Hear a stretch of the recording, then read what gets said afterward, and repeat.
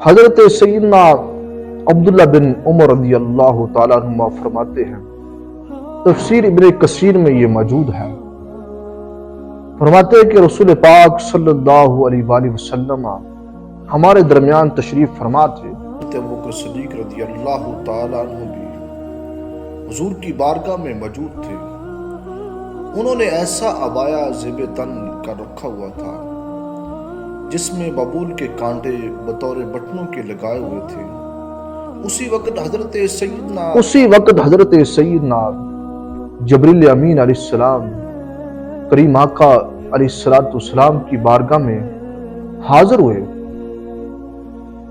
اور عرض کیا، یا رسول اللہ صلی اللہ علیہ وآلہ وسلم، میں ابوبکر صدیق رضی اللہ تعالیٰ عنہ کو دیکھ رہا ہوں کہ انہوں نے ایسی عبا زیب تن کر رکھی ہے کہ جس کے گرے بان پر بٹنوں کی بجائے ببول کے کانٹے لگائے ہوئے ہیں، حضور اس کی کیا وجہ ہے؟ تو میرے آقا کریم صلی اللہ علیہ وآلہ وسلم نے فرمایا، اے جبریل، فتح مکہ سے پہلے ابوبکر صدیق نے اپنا سارا مال مجھ پر خرچ کر دیا ہے۔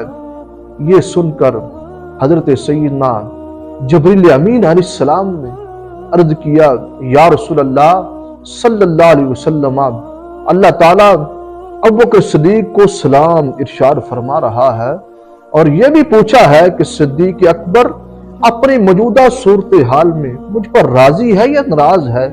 یہ سن کر میرے آقا کریم علیہ السلام سیدنا ابوبکر صدیق رضی اللہ تعالیٰ عنہ کی طرف متوجہ ہوئے اور فرمایا، صدیق، اللہ رب العزت آپ کو سلام ارشاد فرما رہا ہے اور یہ بھی پوچھا ہے کہ صدیق موجودہ صورتحال میں مجھ پر راضی ہے یا ناراض ہے۔ یہ سن کر حضرت سیدنا صدیق اکبر رضی اللہ تعالی عنہ پر رقت طاری ہوگی اور عرض کیا، یا رسول اللہ صلی اللہ علیہ وسلم، کیا میں اپنے رب سے ناراض ہو سکتا ہوں؟ ہرگز نہیں۔ اور عرض کی، یا رسول اللہ، میں اپنے رب سے راضی ہوں۔